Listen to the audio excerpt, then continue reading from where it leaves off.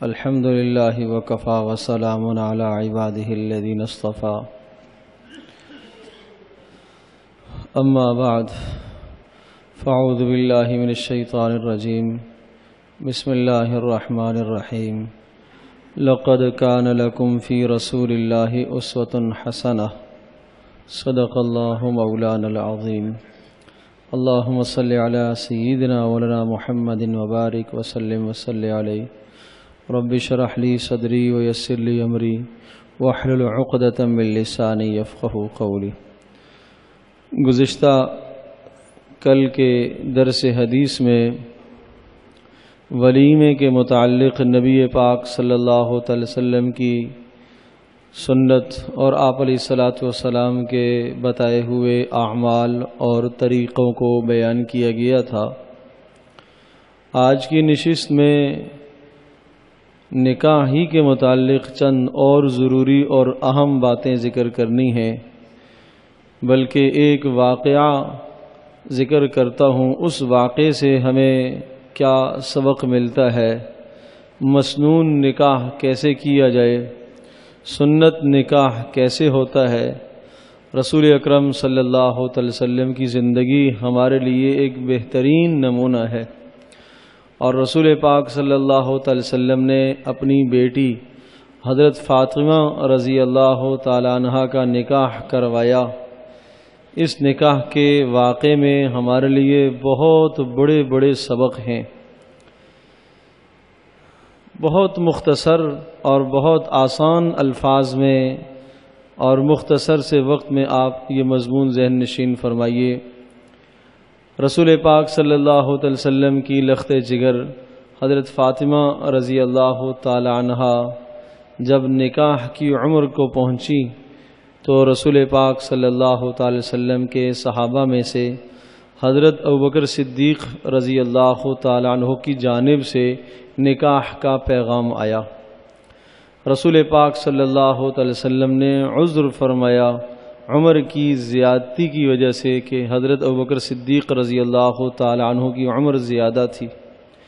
پھر حضرت عمر فاروق رضی اللہ تعالی عنہ کی جانب سے نکاح کا پیغام آیا تو رسول پاک صلی اللہ علیہ وسلم نے پھر اسی طرح سے عذر کر دیا کہ آپ کی عمر بھی زیادہ ہے۔ پھر حضرت علی رضی اللہ تعالی عنہ کی جانب سے پیغام آیا تو رسول اکرم صلی اللہ علیہ وسلم نے حضرت علی کے اس پیغام کو قبول فرمایا۔ حضرت علی رضی اللہ تعالیٰ عنہ کی عمر اس وقت 21 سال تھی، اور حضرت فاطمہ رضی اللہ تعالیٰ عنہ کی عمر 15.5 سال تھی، 15.5 اور ادھر 21 سال۔ تو پہلی بات تو اس سے ہمیں یہ سمجھ میں آئی ہے کہ شادی کے موقع پر لڑکی اور لڑکے میں عمر کا تناسب رکھنا چاہیے، عمر کا خیال رکھنا چاہیے۔ حضرت صلی اللہ علیہ وسلم نے 2 افراد کو منع کر کے اس بات کی طرف اشارہ کر دیا کہ لڑکے کی عمر بہت زیادہ بڑی بھی نہیں ہونی چاہیے، جس سے بعد میں مسائل پیدا ہو جاتے ہیں۔ نکاح تو بہرحال ہو جاتا ہے، نکاح تو باہمی رضامندی کا نام ہے، لیکن آپس میں محبت، آپس میں پیار، آپس میں تعلق اسی بنیاد پر قائم رہتا ہے کہ جب عمر میں تناسب ہو۔ اسی لیے رسول پاک صلی اللہ تعالی علیہ وسلم نے پہلے 2 حضرات کو منع فرما دیا۔ دوسرا سبق ہمیں یہ پتہ چلتا ہے کہ جو لڑکی کے نکاح کی عمر ہے وہ 15.5 سال، 16 سال، گویا کہ 20 سال سے پہلے لڑکی کو گھر سے رخصت ہو جانا چاہیے، لڑکی کو گھر سے رخصت ہو جانا چاہیے۔ آپ علیہ الصلاۃ والسلام نے اپنے عمل سے یہی سبق ہمیں دکھایا۔ آپ علیہ الصلاۃ والسلام کی اسوہ حسنہ اور آپ علیہ الصلاۃ والسلام کا طریقہ مبارک یہی ہے۔ تیسرا سبق ہمیں اس سے یہ ملتا ہے کہ لڑکے کی شادی کا جو وقت ہے وہ کیا 21 سال، 22 سال، 23 سال۔ آپ علیہ الصلاۃ والسلام کی اپنی جو شادی ہوئی ہے، سب سے پہلی شادی، وہ 25 سال کی عمر میں ہوئی ہے۔ تو معلوم یہ ہوا کہ عام طور پر لڑکے کی عمر 20 سے 25 سال کے درمیان میں ہو، اس کی شادی کر دینی چاہیے۔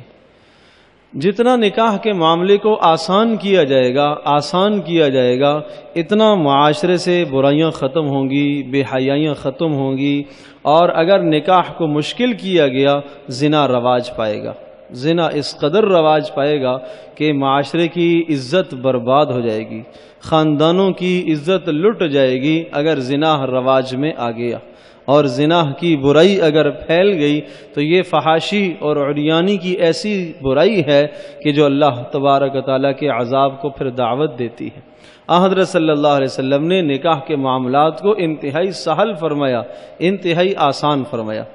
تو یہاں تک جو بات پہنچی کہ حضرت علی رضی اللہ تعالیٰ عنہ نے آ کے آپ علیہ الصلوۃ والسلام سے مطالبہ فرمایا، پیشکش کی۔ رسول پاک صلی اللہ علیہ وسلم نے حضرت علی کی پیشکش کو قبول فرمایا، بس یہ منگنی ہو گئی۔ تو معلوم یہ ہوا کہ منگنی کی یہ حیثیت ہے کہ لڑکی والے اور لڑکے والے باہمی رضامندی کو اختیار کر لیں، چاہے مل بیٹھ کر باہمی رضامندی کو طے کر لیں، چاہے خط و کتابت کے ذریعے سے اور چاہے ٹیلی فون کے ذریعے سے، کسی بھی طرح سے باہمی رضامندی طے ہو گئی تو اسی چیز کا نام منگنی ہے۔ اس سے زیادہ اس کی کوئی حیثیت نہیں ہے۔ اس سے زیادہ جو اس کی وقت کی جو خرافات ہیں کہ جوڑے بھی پیش کیے جائیں اور جناب خاندان کو بھی بلایا جائے، فلاں کو بھی بلایا جائے، فلاں کو بھی مدعو کیا جائے، یہ سب وہ باتیں ہیں جو رسول اکرم صلی اللہ علیہ وسلم کی شریعت مطہرہ سے ہٹ کر ہیں۔ ان تمام چیزوں کو ہم اپنے ماحول سے، معاشرے سے ختم کریں۔ بس یہ رسول پاک صلی اللہ علیہ وسلم کے پاس حضرت علی پیغام لے کے آئے، حضرت صلی اللہ علیہ وسلم نے اس پیغام کو قبول فرمایا، اور چند دنوں کے بعد، پھر کچھ زیادہ وقت نہیں گزرا، چند دنوں کے بعد رسول پاک صلی اللہ علیہ وسلم نے نکاح کی تقریب منعقد فرمائی۔ تو اس سے یہ سبق ہمیں ملتا ہے کہ جب جوڑ کا رشتہ مل جائے تو اس کے بعد آدمی کو تاخیر نہیں کرنی چاہیے۔ بیٹی کے لیے جب جوڑ کا رشتہ مل گیا تو آدمی تاخیر نہ کرے۔ آپ علیہ الصلوۃ والسلام نے ارشاد فرمایا، جب نماز کا وقت ہو جائے تاخیر نہیں کرو، جب جنازہ حاضر ہو جائے تو اس کے دفن میں اور اس کے پڑھنے میں مزید تاخیر نہ کرو، اور جب تمہاری لڑکی کے لیے مناسب کا جوڑ مل جائے، رشتہ مل جائے، پھر اس کے نکاح کرنے میں، بیاہنے میں آپ تاخیر نہ کرو۔ اگر اب تم تاخیر کرو گے تو پھر بڑا فساد پھیلے گا۔ آپ علیہ السلام نے اس موقع پر جلدی کا حکم دیا۔ ہاں، آپ تلاش کرنے میں، مناسب ملنے میں کوئی تاخیر ہو جاتی ہے، سال لگ جاتا ہے، 2 سال لگ جاتے ہیں تو کوئی مذائقہ نہیں ہے، لیکن جب رشتہ مل جاتا ہے مناسب کا تو اس کے بعد آدمی کو تاخیر نہیں کرنی چاہیے۔ اور اس سے یہ بھی پتہ چلتا ہے کہ وہ مبارک والدین کہ جن کے گھروں میں بیٹیاں ہیں تو وہ بیٹیوں کی 12، 13 سال، 14 سال کی عمر کے بعد وہ سوچنا شروع کر دے کہ ہم نے اس ذمہ داری کو نبھانا ہے اور جلد از نبھانا ہے، اور 20 سال کے اندر اندر ہم نے اس ذمہ داری کو نبھانا ہے۔ یعنی بچی کی عمر جب ہماری 20 سال ہو جائے گی تو پھر ہم نے اس کو اپنے گھر سے رخصت کر دینا ہے۔ رسول پاک صلی اللہ علیہ وسلم کی سنت مطہرہ یہی ہے۔ پھر رسول پاک صلی اللہ علیہ وسلم نے جب نکاح کی تقریب منعقد فرمائی ہے تو حضرت صلی اللہ علیہ وسلم مسجد میں تشریف فرما تھے۔ رسول پاک صلی اللہ علیہ وسلم نے ایک آدمی کو بھیجا کہ جاؤ ابو بکر کو، عمر کو، عثمان کو، طلحہ کو، زبیر کو اور انصار کی ایک جماعت کا آپ علیہ الصلوۃ والسلام نے ارشاد فرمایا کہ ان سب کو بلا کے لے آؤ۔ چنانچہ یہ سارے کے سارے حضرات مسجد میں تشریف لے آئے اور رسول پاک صلی اللہ علیہ وسلم نے نکاح کا خطبہ ارشاد فرمایا اور ایجاب اور قبول کروایا، اور یہ نکاح منعقد ہو گیا۔ آپ علیہ الصلوۃ والسلام کے جان نثار صحابہ مدینہ منورہ میں کتنے لوگ تھے، بے شمار لوگ تھے، اور آپ علیہ الصلوۃ والسلام کے چاہنے والے، آپ علیہ الصلوۃ والسلام سے بے انتہا محبت کرنے والے، لیکن رسول پاک صلی اللہ علیہ وسلم نے سب کو نہیں بلایا۔ آپ جانتے ہیں کہ نبی کتنا شفیق ہوتا ہے۔ آپ علیہ الصلوۃ والسلام کی تو یقیناً یہ تمنا ہوگی کہ میرا ہر ساتھی میرے پاس آئے، بیٹھے، کھانا کھائے، لیکن رسول پاک صلی اللہ علیہ وسلم نے چند محدود احباب کو بلایا۔ اس سے ہمیں یہ سبق ملتا ہے کہ جو بہت اہم جو بہت قرابت والے لوگ ہیں، بہت قریبی لوگ ہیں، ان چند اشخاص کو بلا لیا جائے نکاح کے موقع پر، اور بس یہی نکاح منعقد کر دیا جائے۔ یہ کوئی ضروری نہیں ہے کہ جو ددیال کے رشتہ دار ہیں ان کو بھی بلانا ہے، جو ننیال کے رشتہ دار ہیں ان کو بھی بلانا ہے، اور جناب جو دوست کے رشتہ دار ہیں ان کو بھی بلانا ہے، جو وہ فیملیز ہیں ان کو بھی بلانا ہے، چلتے چلتے بازار میں کسی سے دعا سلام ہو گئی اس کو بھی بلانا ہے، کاروباری دوست ہے اس کو بھی بلانا ہے، محلے دار ہے اس کو بھی بلانا ہے، سفر کا کوئی دوست مل گیا اس کو بھی بلانا ہے، یہ کوئی ضروری نہیں۔ اس سے زیادہ عجیب تر بات، حضرت عبد الرحمن بن عوف رضی اللہ تعالیٰ کی شادی ہوئی، رسول پاک صلی اللہ علیہ وسلم سے زیادہ بڑھ کر ان کے لیے کون آدمی قابل احترام تھا؟ حضرت عبد الرحمن بن عوف نے رسول پاک صلی اللہ علیہ وسلم کو بھی اطلاع نہیں کی، نکاح ہو گیا۔ جب نکاح ہو گیا تو رسول پاک صلی اللہ علیہ وسلم نے حضرت عبد الرحمن کے کپڑوں پر خوشبو کا اثر دیکھا، اور وہ خوشبو لگی ہوئی تھی جو عورتیں استعمال کیا کرتی ہیں، رنگ دار خوشبو، اور یہی حکم ہے کہ عورت رنگ والی خوشبو استعمال کرے، جس کی خوشبو نہ پھیلے رنگ اس کا ہو۔ زعفران نما خوشبو ہوا کرتی تھی، وہ عورتیں استعمال کیا کرتی تھیں۔ تو آپ علیہ السلام نے ارشاد فرمایا کہ عبد الرحمن یہ تو عورتوں کی خوشبو ہے، یہ آپ نے کیوں لگائی؟ تو کہا ہے اللہ کے رسول میں نے شادی کر لی ہے، اشارہ یہ تھا کہ میں نے شادی کر لی ہے اور بیوی کے ساتھ سے مجھے لگ گئی ہے۔ آپ علیہ السلام نے نہ یہ گلہ کیا کہ عبد الرحمن آپ نے مجھے کیوں نہیں بلایا، حالانکہ عبد الرحمن عشرہ مبشرہ میں سے ہیں، وہ 10 صحابہ جن کو آپ علیہ السلام نے ایک مجلس میں جنت کی خوشخبری سنائی۔ تو آپ اندازہ کیجئے کہ کتنا تعلق ہوگا۔ جنت کی خوشخبری ایسے تھوڑی مل رہی ہے، جنت کی خوشخبری رسول پاک صلی اللہ علیہ وسلم کے تعلق کی بنیاد پر مل رہی ہے۔ عبد الرحمن بن عوف نے نہیں بلایا۔ کیا عبد الرحمن بن عوف غریب تھے؟ صاحب مال تھے؟ یعنی یوں سمجھ لیجئے کہ عبد الرحمن بن عوف صحابہ میں سے وہ صحابی ہیں جو بڑے مالدار شمار ہوتے تھے، مالدار شمار، چاہتے تو پورے مدینے کی دعوت کر سکتے تھے لیکن نہیں کیا۔ آپ علیہ السلام کو بھی نہیں بلایا، اس لیے کہ ان لوگوں کی نگاہوں میں نکاح کی کوئی بہت زیادہ یہ اہمیت نہیں تھی کہ نہ پورے مجمع کو بلایا جائے، اس کو آسان بنایا کرتے تھے، سہل سمجھا کرتے تھے۔ انہوں نے یہ سمجھا ہوگا کہ رسول پاک صلی اللہ علیہ وسلم میری اس تقریب میں تشریف لائیں گے، اتنی دیر رسول پاک صلی اللہ علیہ وسلم کسی کو واعظ و نصیحت کر لیں گے، خیر کی بات بتا دیں گے، وہ زیادہ بہتر ہے۔ آپ علیہ السلام نے بھی عبد الرحمن کو گلہ نہیں کیا کہ عبد الرحمن آپ نے مجھے کیوں نہیں بلایا، اور نہ ہی عبد الرحمن نے کوئی معذرت کی۔ کسی بھی حدیث کی کتاب میں، تاریخ کی کتاب میں یہ جملہ نہیں ملتا کہ اللہ کے نبی نے یہ کہا کہ عبد الرحمن آپ نے مجھے کیوں نہیں بلایا، یا عبد الرحمن وہاں شرمندہ ہو گئے ہوں کہ اب تو پتہ چل گیا ہے، اب میں منہ چھپاتا پھروں۔ آج کل ہمارے ماحول میں تو یہی ہے کہ اگر کوئی جاننے والا آدمی ہے اور جناب اس نے دعوت نہیں دی اور اس نے شادی کر لی، پھر جب ملا اور پتہ چل گیا کہ اس نے شادی کر لی، تو پھر جو اس کے اوپر بچھاڑ ہوتی ہے اعتراضات کی اور جناب طنز کی کہ بھائی آپ نے ہمیں بھی نہیں بلایا، جبکہ رسول پاک صلی اللہ علیہ وسلم کا اسوہ حسنہ یہ نہیں ہے۔ وہاں نکاح سادگی سے طے پایا کرتے تھے۔ تو یہ عرض کر رہا تھا کہ رسول پاک صلی اللہ علیہ وسلم نے حضرت ابوبکر صدیق کو، عمر فاروق کو، عثمان کو، طلحہ کو، زبیر کو اور انصار کی چند افراد کو آپ علیہ السلام نے بلایا اور نکاح کی تقریب منعقد ہو گئی۔ جب نکاح کی تقریب منعقد ہو گئی، آپ علیہ السلام کے زمانے میں نکاح جب ہوا کرتا تھا تو مسجد میں ہوا کرتا تھا، مسجد میں یہ تقریب منعقد ہوئی، یہی مسنون طریقہ ہے۔ اور پھر اس نکاح کی تقریب کے بعد اس موقع پر کچھ نہ کچھ تقسیم ہو جایا کرتا تھا۔ عام طور پر جو مسنون ہے وہ چھوارے ہیں، کھجوریں، چھوارے، کھجور، یہ رسول پاک صلی اللہ علیہ وسلم کے زمانے کا یہ رواج تھا اور یہی سنت ہے۔ آج کل ان چھواروں کے ساتھ، کھجوروں کے ساتھ دیگر لوازمات مل گئے ہیں جس سے بے شمار خرافات وجود میں آ جاتی ہیں۔ مسجد کے احترام کو پامال کیا جاتا ہے، مسجد کے تقدس کا لحاظ نہیں ہوتا۔ یہ سب وہ باتیں ہیں جو ہم نے لوازمات اپنے اس ماحول میں اور معاشرے میں جن کو گھڑ لیا، جس کی وجہ سے خرابیاں پیدا ہوتی ہیں۔ لیکن آپ علیہ السلام کے یہاں عرض کیا کہ صرف چھوارے تقسیم ہوا کرتے تھے۔ پھر رسول پاک صلی اللہ علیہ وسلم کے یہاں جب یہ نکاح منعقد ہو گیا تو حضرت علی رضی اللہ تعالیٰ عنہ نے پھر کہا اللہ کے رسول اب رخصتی کروا دی جائے۔ تو رسول پاک صلی اللہ علیہ وسلم نے ارشاد فرمایا اچھا، آپ علیہ السلام اپنے گھر میں تشریف لے گئی۔ حضرت فاطمہ رضی اللہ تعالیٰ عنہا سے آپ علیہ السلام نے ارشاد فرمایا کہ آپ تیار ہو جائیے، وہ تیار ہو گئی۔ حضرت ام ایمن رضی اللہ تعالیٰ عنہا سے آپ علیہ السلام نے ارشاد فرمایا کہ فاطمہ کو لو اور علی کے گھر میں چھوڑ کر آ جاؤ۔ یہ آقا دو جہان حضرت محمد صلی اللہ علیہ وسلم کی بیٹی کی رخصتی ہو رہی ہے۔ کون ساتھ جا رہی ہے؟ صرف حضرت ایمن ہیں، وہ ساتھ چلی گئی اور جا کر چھوڑ کے آ گئی۔ اب آپ مجھے بتائیے کہ اس قسم کا اگر نکاح سادگی کے ساتھ ہو تو اس میں کون سے اخراجات ہیں؟ آج کل ہمارے نکاحوں کے موقع پر جو اخراجات ہیں، اس قدر پیسہ بہایا جاتا ہے، برباد کیا جاتا ہے کہ اس سے 20 نکاح منعقد ہو سکتے ہیں، 20 نکاح منعقد ہو سکتے ہیں۔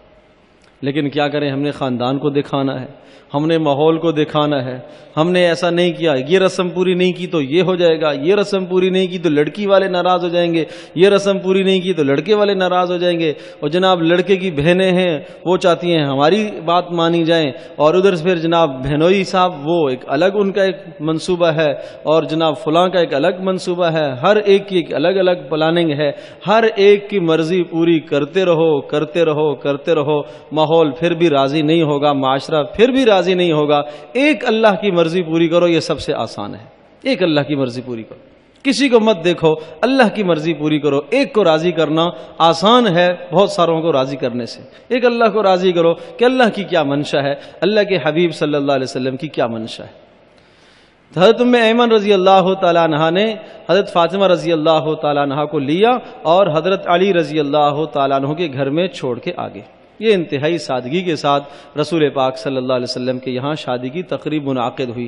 ٹھیک ہے، اگر 2 4 6 خواتین اور بھی ساتھ چلی جاتی ہیں تو کوئی بھی مذائقہ نہیں ہے، بنیاد وہی ہے سادگی ہو، اسراف سے انسان بالا تر رکھے ان معاملات کو۔ پھر آپ علیہ السلام کی ایک سنت یہ بھی ہے کہ رسول پاک صلی اللہ علیہ وسلم نے قل اعوذ برب الفلق اور قل اعوذ برب الناس، یہ 2 صورتیں پڑھ کر دونوں کو، دلہن اور دلہے کو، آپ علیہ السلام نے دم فرمایا۔ تو یہ بھی ایک سنت ہے کہ جب حضرت فاطمہ رضی اللہ تعالیٰ عنہ پہنچ گئیں حضرت علی کے گھر میں تو آپ علیہ السلام تشریف لے گئے، دونوں کو بٹھایا اور یہ کلمات آپ علیہ السلام نے فلق اور ناس معوذتین پڑھی اور دونوں کی پیٹھ پر آپ علیہ السلام نے ہاتھ رکھا اور ان دونوں کو دم فرمایا۔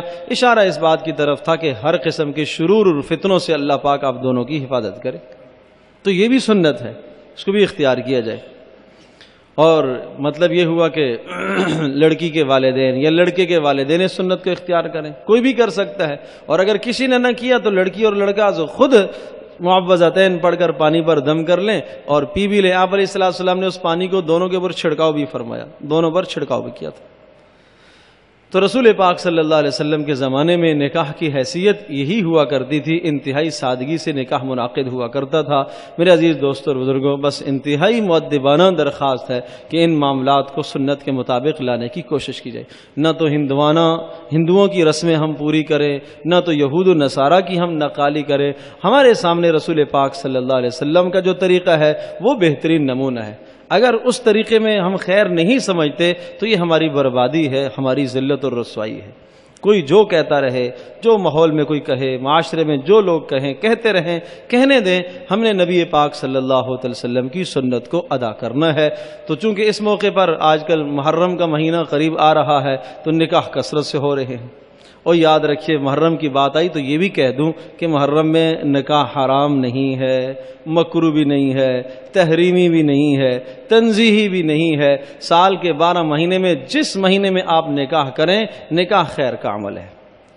ہاں، نکاح منع نہیں کرتا کہ حضرت حسین شہید ہو گئے تو جناب اب محرم میں نکاح بھی نہیں ہو سکتا، حضرت حسین رضی اللہ تعالیٰ عنہ کو ظالموں نے شہید کر دیا گیا تو لہٰذا ہم محرم میں خوشی نہیں منائیں گے۔ تو شہادت کون سی غم کی چیز ہے؟ شہادت تو ہے ہی خوشی کی چیز ہے، وہ تو ہے ہی خوشی کی چیز ہے، وہ تو ہے ہی خوشی کی بات ہے۔ یہ تو ہمارے دلوں میں اور دماغوں میں یہ بات کو اتنا بھرا گیا، اتنا ڈالا گیا کہ جناب یہ پورا مہینہ غم کا ہے، پورا مہینہ صدمے کا ہے۔ اسلام میں اس قسم کے کسی غم کا ثبوت نہیں ہے۔ آپ سنت کی پیروی کیجئے۔ بے شمار صحابہ کے نکاح محرم کے مہینے میں طے پائے ہیں، بے شمار صحابہ کے نکاح سفر کے مہینے میں طے پائے۔ ہم سمجھتے ہیں کہ شاید محرم اور سفر، اس میں تو نکاح کی تقریب تو کرنی ہی نہیں ہے، اور اس میں نکاح کی تقریب اگر خدا نخواستہ کسی نے کر لی اور بعد میں ناچاقی ہو گئی تو پھر یہ کہا جائے گا کہ اصل میں یہ اس لیے ہوا کہ اس نے محرم میں نکاح کیا تھا، اس نے سفر میں نکاح کیا تھا۔ میرے عزیز دوستوں اور بزرگوں، دیکھو محرم میں، سفر میں آپ نکاح کر کے آپ سنت کے مطابق نکاح کریں، اور شوہر بیوی کے حق ادا کرنے کی بھرپور کوشش کرے اور بیوی شوہر کے حق ادا کرنے کی بھرپور کوشش کرے، انشاءاللہ محبت قائم رہے گی۔ اور اگر آپ رمضان میں بھی کر لیں، جو مبارک مہینہ ہے، ذی الحجہ میں بھی کر لیں، جو مبارک مہینہ ہے، لیکن اگر آپ نے سنت کے مطابق نہ کیا اور دونوں نے ایک دوسرے کے حقوق کی رعایت نہ رکھی تو آپس میں اختلافات پیدا ہو جائیں گے، ناچاکیاں پیدا ہو جائیں گی۔ اللہ تبارک و تعالی ہمیں سنت کے مطابق یہ اعمال طے کرنے کی توفیق نصیب فرمائے۔